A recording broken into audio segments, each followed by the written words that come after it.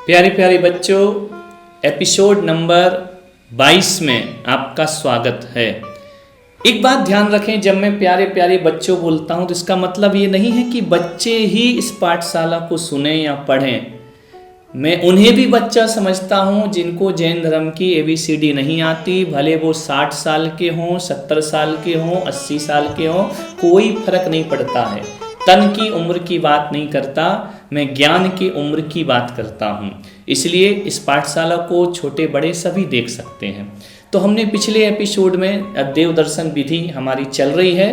पिछले एपिसोड में मैंने बताया था कि 3 बार घंटा बजाना। घंटा बजाने का मतलब इतना ही होता है कि हे भगवान, मैं अपनी खुशी जाहिर कर रहा हूँ। आज तुम्हारे मंदिर में आया हूँ। जब किसी को कोई खुशी मिलती है तो वह संगीत बजाता है, वाद्य यंत्र बजाता है। तो मंदिर में तो ये सब उपलब्ध होते नहीं है, घंटा उन सब का प्रतिनिधित्व करता है। मैं बहुत खुश हूँ आज मंदिर में जाकर, मैं धन्य भागी हूँ मंदिर में आकर। मेरा अहोभाग्य है, मेरा सौभाग्य है, वरना अभी तक मेरा जीवन संसार की बातों में जा रहा था, पाप कर्मों में जा रहा था, यहाँ वहाँ के चिंतन में जा रहा था। आज मेरा सौभाग्य है कि मैं मंदिर आ गया। यह सोच करके खुशी से अपने को 3 बार घंटा बजाना है। घंटा बजाने के बाद जो महिला वर्ग है, जो पुरुष वर्ग है, जो श्राविकाएं हैं, बालिकाएं हैं, जो श्रावक हैं, पुरुष हैं, बालक हैं, उनके लिए थोड़ा सा एक चीज ध्यान रखना है। पुरुष वर्ग को घंटा बजाने के बाद मंदिर में जब आप पहुंचेंगे तो सबसे पहले वेदी के पास आपको जाना है। वेदी जानते हो, जिस पर भगवान विराजमान होते हैं, वह वेदी होती है। उसके आगे टेबल लगी रहती है, वहाँ पर आप जाइए। भगवान के जितने नज़दीक जा सकें और जितने की मंदिर में इजाज़त हो।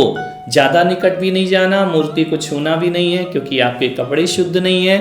तो राइट साइड, समझ में आ रहा? राइट साइड पुरुष वर्ग खड़े होंगे, राइट साइड बालक खड़े होंगे, राइट साइड श्रावक खड़े होंगे, और श्राविकाएं, बालिकाएं, महिलाएं, इन सबको एक शब्द बोलो तो श्राविका। श्राविका में बच्ची भी आती है, महिलाएं भी आती हैं, बुजुर्ग भी आती हैं। उनको लेफ्ट साइड जाके खड़े होना चाहिए।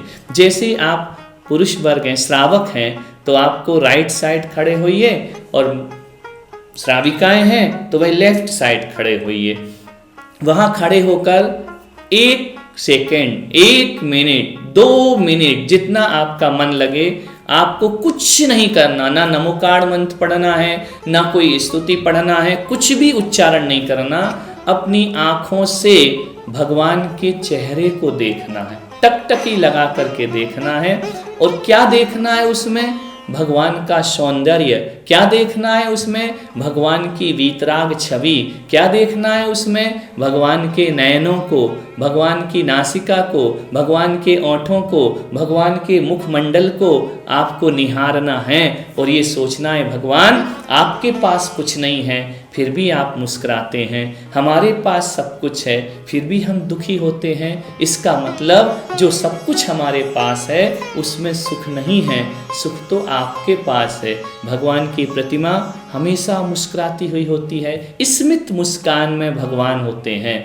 फिर उनके आकार को देखें, उनकी पद्मासन को देखें, हाथ पर हाथ रख के उसे देखें। भगवान के तन पर एक कपड़ा भी नहीं है, वस्त्र भी नहीं है, धागा भी नहीं है, फिर भी उनके संपूर्ण शरीर में आनंद ही आनंद है, प्रसन्नता ही प्रसन्नता है, खुशियाँ ही खुशियाँ हैं। वह धर्म में लीन है, वीतराग छवि उनकी है, ना राग है ना द्वेष है। वीतराग छवि जानते हो क्या होती है?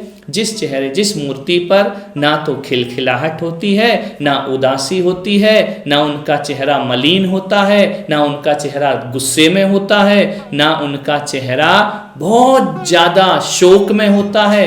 जहाँ पर कोई भी भाव नहीं होते हैं, वह भाव वीतराग भाव होता है।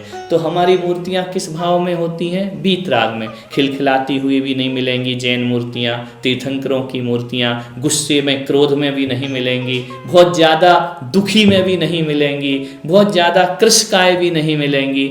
आनंद में वह मूर्ति मिलती है। भगवान की छवि वीतराग है। उनकी छवि को टकटकी लगाकर हमको 1 मिनट, आधे मिनट, टाइम से बंधे नहीं, जब तक आपका मन करे देखते रहें। आगे की देव दर्शन विधि एपिसोड नंबर 23 में आपसे फिर मिलेंगे।